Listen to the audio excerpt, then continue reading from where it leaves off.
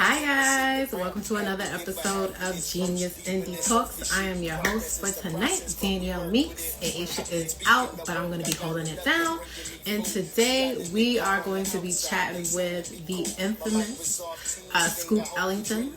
So I can't wait to talk to him about what's going on, what projects he has coming up, past projects he's done. So, oh, my guest is here. I love people when they are on time. And I'm just gonna add him in. These pretty women, okay, pretty women. I like chill with these pretty women. Hi. Yo, what's the How are word? I'm you? all right. How you doing? I'm good. I'm blessed, black, highly favored. I cannot complain, child. I heard that. I heard all of that. Well, thank you so much for joining us. Again, guys, this is another episode of Indie Talks. I'm your host, Danielle. Aisha is out today, but she will be back with us next week. And today we are talking with the incomparable, amazing Scoop Ellington. So for those who aren't familiar with you, just like do like a little introduction of yourself and like where you from and that sort. Absolutely. So, what's going on, guys? My name is Scoop Ellington. I'm a rapper, artist, entrepreneur, DJ, lover, all of that. Coming out the Inland Empire, California. We just here to have some vibes, man, and just shake it up. Okay, and definitely, I definitely agree to the vibes because it's just like listening to your stuff. It's like great to listen to. It's like you can just play it through, no skips, nothing. No skips. I like that. Yeah. Okay, so let's just get started as far as like how you got into music and building up your music career. So, I mean, I've always been able to rap, or at least put words together in rhythmic fashion. I can't say rap, but at least rhyme words together. Okay. Early as I could remember, as like kindergarten. So, Oh. I mean, as far as just growing up, being around music, I spent a lot of time by myself as well. My immediate family, I'm the only boy. So I have other brothers and sisters, but in my immediate household, I'm the only boy. So I grew up amongst a lot of women. So I was by myself a lot. Okay. So I found a love for music pretty early as far as just listening to it, just being a consumer of it. But, over time, I just started rapping. I just started trying to put words together, making my own little verses over other people's stuff. And then my brother actually ended up hearing me one day and was like, man, you low key kind of dope. Like, you should probably try to really do it. And I've been at it ever since in that way. What was it that he heard? Like, was there like a particular like song or No, a certain rap? it was because, I mean, this is my older brother. So, I mean, we have different moms. So he actually lived in the Bronx for a while. Okay. So came back to live with me in the summer. So he coming back, he popping crazy, crazy stuff. Like, yeah, I've been in the Bronx, I've been freestyling, I've been doing this, I've been doing that.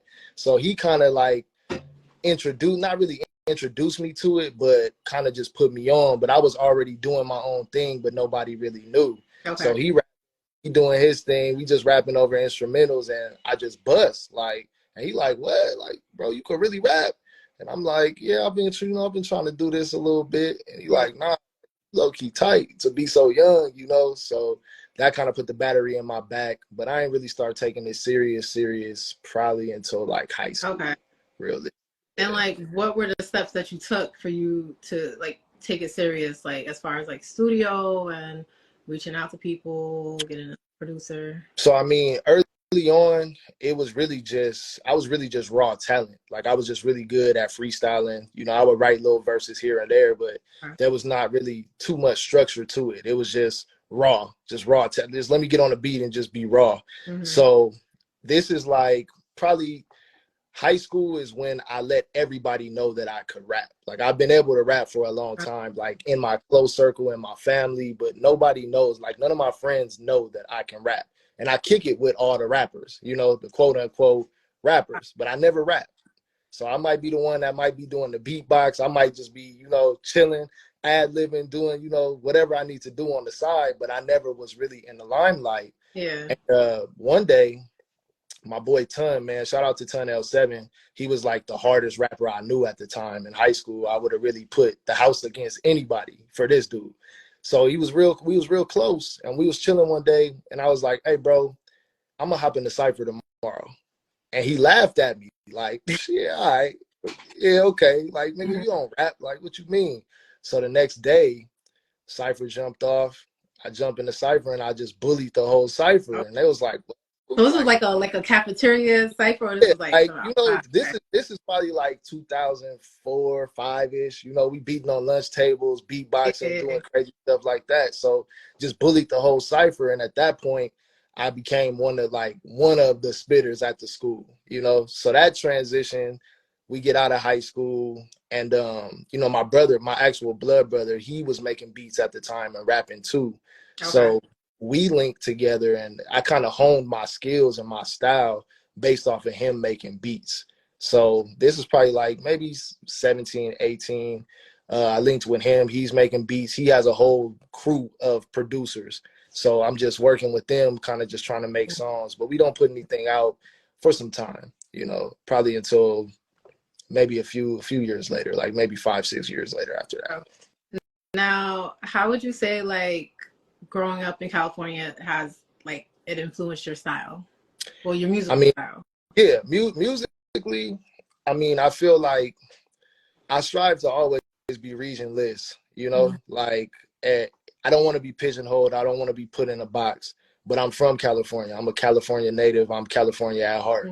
So, you know, my dialect, my slang, my beat choices is always going to be California. You know, one of my biggest influences coming up is Corrupt, you know. So that's somebody that's a hybrid that's from, you know, the East Coast, but moved to the West Coast when he was younger, to where he kind of just had both coasts. He was bi-coastal. So I kind of strive that same way.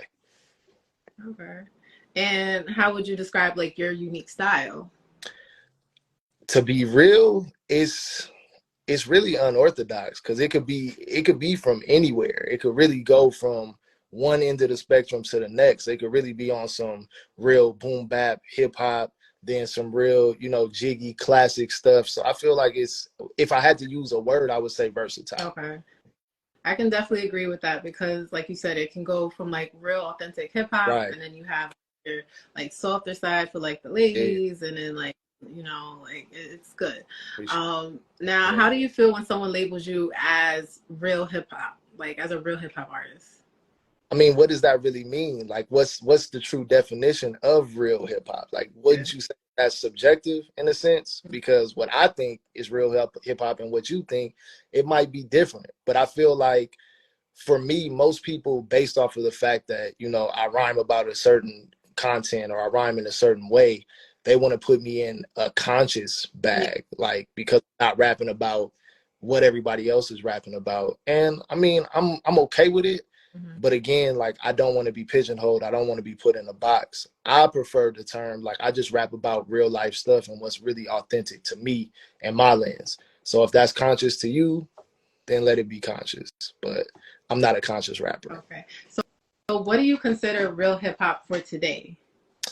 Real hip, I mean, again, that's subjective, because I mean, real, are we talking about like true to the essence of hip hop? Is that what we're saying? What are we talking about? What type of metrics are we really meeting? Because you got artists like, you know, myself, to where, you know, I feel like I do talk about real life things. You got Kendrick, you got Cole, you got Wale, you got these type of people, to where, you know, they touching on real stuff, but they also can touch on other things as well.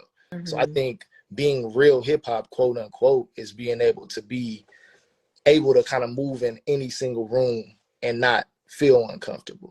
Personally, you know, I don't think it's, oh, well, you know, we're sticking to the essence of just being boom bap or backpack underground. Like, it's cool. It's a lane for that. Don't get me wrong, you know, but I think if you're versatile enough to reach so many different masses, that makes you real hip hop. Absolutely. And I definitely feel like you can be able to make something that is something real, speaking truth, but also making something that's fun that people listen to, you know, because hip hop has evolved over the 50 years, you know. Right. And it's so crazy that like every era or like, there's so many different categories of Right. hip hop. So many different subgenres, you know. So it's hard to just put one little umbrella under that and say, oh, well, it's just this, because it's grown, like you said, it's evolved, it's became so much different things. Yeah. Now, what is like your fear, or what's your biggest fear being in this music industry? To be honest, I don't really have a biggest fear of being in the music industry, because I think I'm so true to myself, and I'm getting to it at an older age, to where I feel like I don't think that the ills of it I'm gonna fall victim to. You know, I know who I am as a person. I'm fully comfortable with who I am as a person. So I'm prepared to be in it, but not be of it. You know what I'm saying? If that makes sense to you. Yeah. So know what doors I'm not walking through. You know, I'm already prepared mentally for that. So I'm not fearful of this. You know, at this point, I've been doing this for so long that it's really time that I really busted wide open, pause, and get in. Okay. So we have a question from Aisha. She says, since we celebrated 50 years of hip hop this year, what artist group did you first fall in love with? What artist or group did I first fall in love with hip hop with? Is that the question? Yeah. Yes. So it's really a two-parter. You know, the first time I feel like I really fell in love with hip hop, uh, Tupac's album All Eyes on Me. There's a song on there called Got My Mind Right, Got My Mind Made Up, excuse me. And Corrupt was actually like my favorite verse when he said, I'm the greatest rhyme creator on both sides of the equator. That is the line that sparked my mind in order to become this artist that I am today. Now, that was the moment, but the album, the project that really made me fall in love with hip hop, honestly, is gonna be Common's B album. That album, Yeah. top to bottom, like no skips. I feel like that is probably the perfect hip hop album as far as content, beats wise, sonics, and of course, you got Chronic 2001, but that B album Yeah, was B really, album. That's a fire album. yeah, that was it. Yeah. What are some things that you feel like you've learned from yourself just as an artist over these past couple of years? To be honest, man, I really think as of late, vulnerability was something that I've tried to suppress for so long, and I'm coming to realize that it's really my superpower. Like me being able to be transparent in these records and just speak on things that I normally probably wouldn't have spoke on 2 years ago, 3 years ago. I think that's probably the most important lesson that I've learned, because it's just helped me in being expressive, period. Like not even just musically, sonically, but just in my personal life. Like I'm more open to communicating, to be speaking on things in real time. So I would say that's probably the biggest lesson that I've learned about myself. How did you overcome that with being vulnerable? Honestly, man, trauma, heartbreak, negativity, like just being in a really, really bad space and having to pull myself out of it. That was the only way. Like this is almost like therapy. Like I know most artists say that, but this is really like therapy to me. Like if I don't have an outlet to say these things, I don't even know if I would be here, to be honest. So I really think just sitting in that funk for as long as I was in that funk, I just realized that man, like I can put this pen to this paper, and somebody is gonna identify with what I'm talking about. I know I'm not by myself in this, so that's what kind of has kept me going. Yeah, absolutely. Do you feel like there's some things that you just wouldn't absolutely talk about, At or this you feel like you be open with everything? at this point, I probably would say certain things are probably off limits, but they not really off limits, because the way that I'll write them, it'll be disguised in another way, like to where I feel close people name for name. Right. So it'll be like, oh well, I know this. It might be me. Kind of leave breadcrumbs for who it's for, but you'll never really know who it's about. I speak in circles. I'm like, I think. you. I'm about to pause. Uh-oh.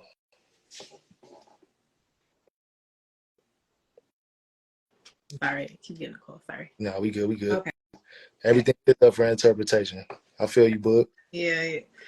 So how do you create a balance from music to like your personal life? You got to make time. You got to make time for it, because I mean, yeah, I have a whole other life outside of music, and it's a balance. It's really a balance. Like, but I make time for it. So Okay. even gotta set a specific block of time to where it's like, all right, well, I'm gonna work on music for 2 hours today. Or I'm gonna try to do something productive for 1 hour today. I try to always make time for it, because if I don't, I'm gonna be in the same position. So I'm always going to make time Now, for it. do you ever stay on schedule when you make that time? Like say like Some no, this week I'm gonna record 2 songs. Do you ever stay yeah, on schedule?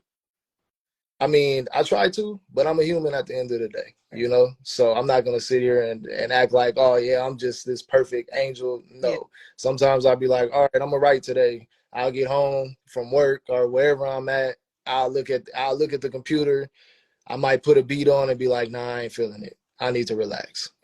So it's a process. It's definitely a process. Okay. So now I want to talk about like an upcoming project that you have. You have Yeah. something that you're going to release this year. Everything is fine. So Yes, ma'am. let's talk about that. When are we going to get a date for this? Are we almost done? What's going on? Because it's been Yeah. about a Yeah. year. It's been a minute. First and foremost, man, I'm an artist that really has to go through Yeah. things. I'm not a person that's just gonna drop music to drop music. I'm past that at this point. Yeah. But yeah, everything's fine. It's coming out October 10th. We do have a hard date. Okay. For all intents and purposes, it's finished. But the track list that I do have right now that we're currently speaking of is probably not going to be the track list that's going to be released on the 10th.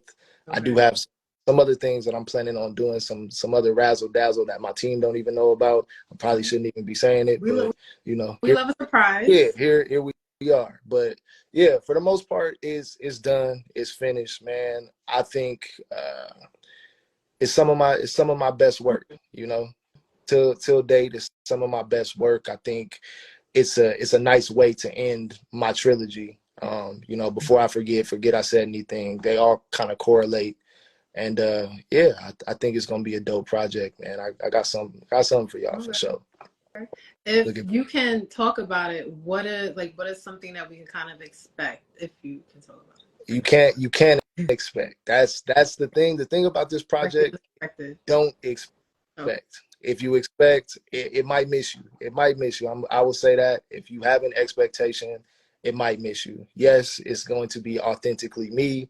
I'm not sacrificing anything in regards to artistic integrity, but it is very much so different at this point. And I will say that this was probably the easiest project for me to write, because it's focused mainly just on how it okay. felt, not on what I wanted to say or how I wanted it to be conveyed.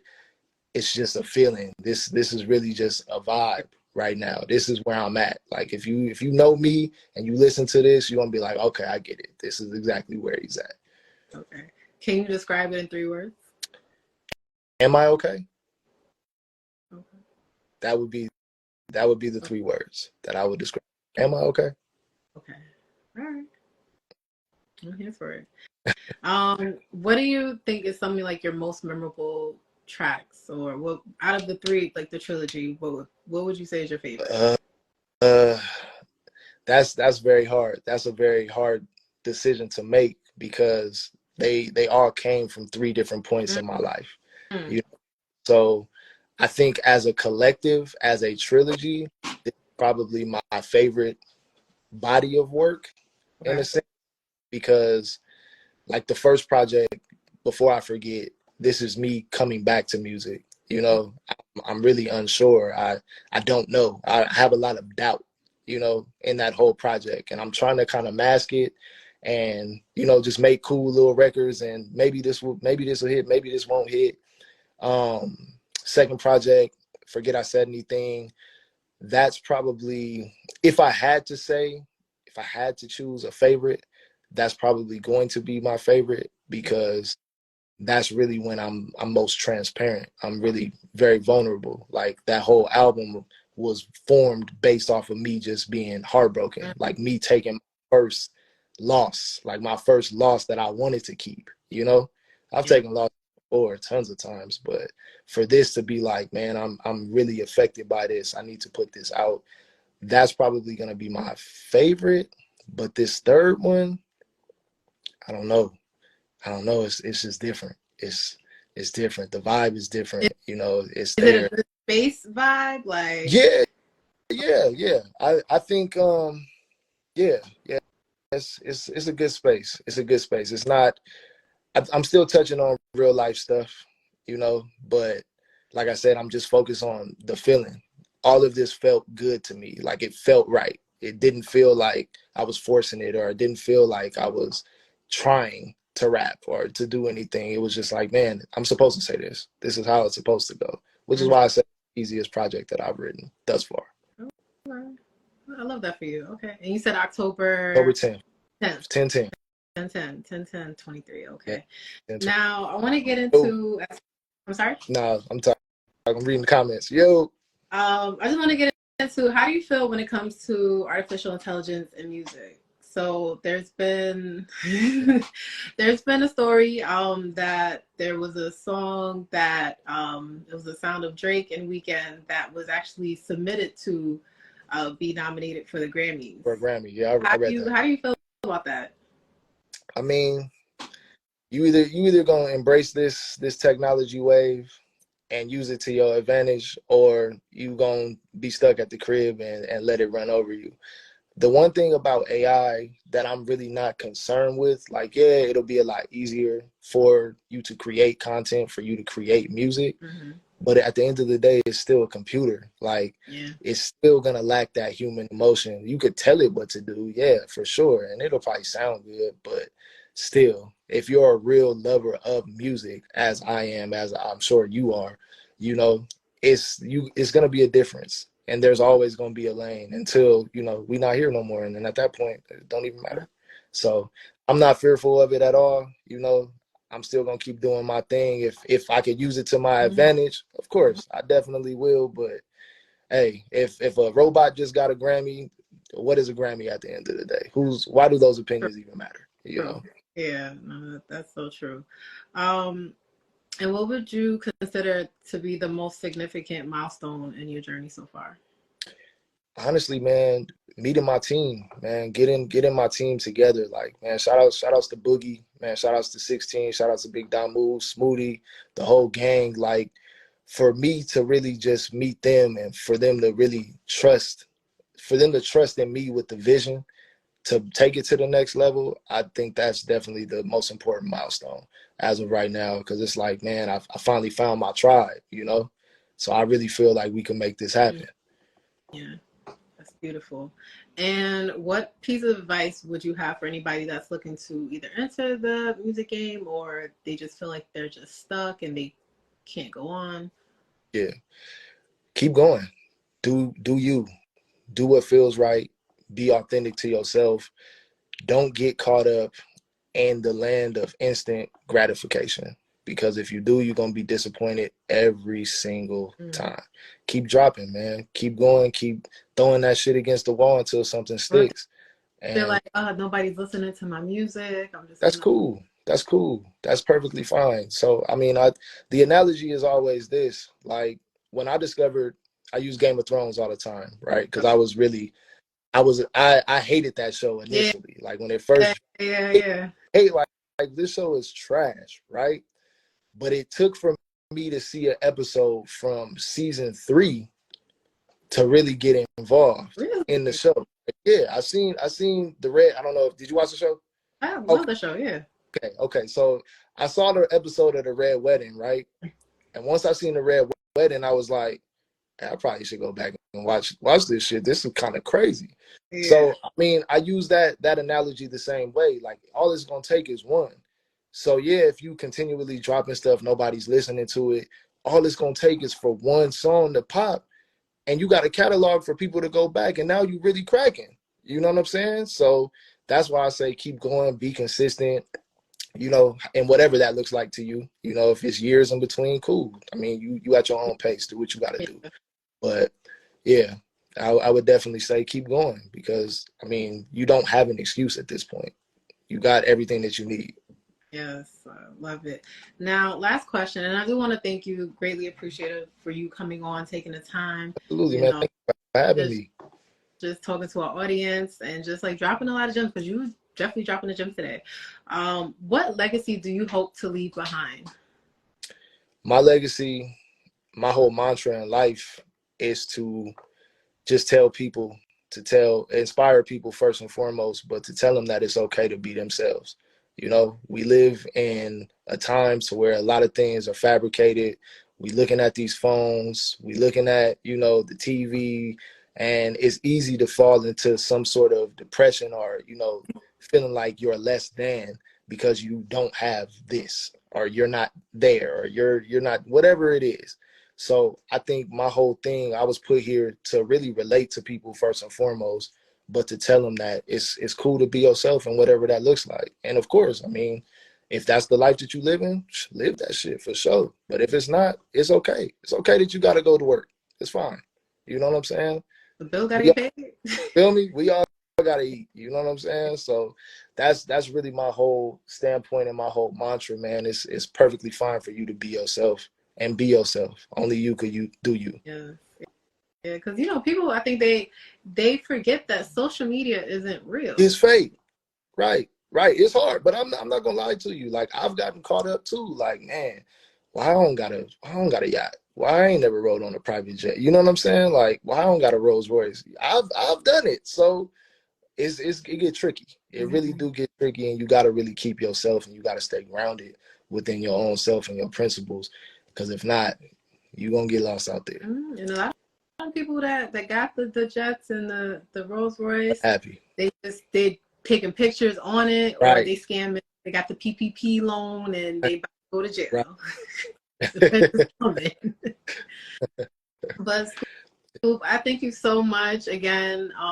Thank you so much for coming on and dropping a lot of gems. Look out for his up and coming project. Everything is fine. October 10th this year. Listen, this is the end of the trilogy. Right. And tell people where they can follow you. Any upcoming shows you may have. Yeah, absolutely. We got it, man. Scoop_Ellington across the board. It look exactly how it sound. It sound exactly how it look. Follow me everywhere. Just don't follow me in real life. We got some shows coming up. Me and my man 16. Me and my brother 16 the Great. I'm 16 the Great. We're doing a show. We're doing Media Day in Moreno Valley, I think Saturday. Okay. And we got some other shows coming up. I mean, holla at Boogie if you need me, features, whatever it is. I'm here. I'm open. I truly do appreciate you for having me. Thank you so much, man. You. Definitely. Bye. All right. Well, listen, I know it's still early over there because it's late over here. But I hope you enjoy the rest of your day. Everybody, check out his up and coming project. Make sure to follow, subscribe, purchase his project. Don't just stream it, because you know artists say it costs money. Okay. All right. All right. Have a good night. All right, you too. Bye.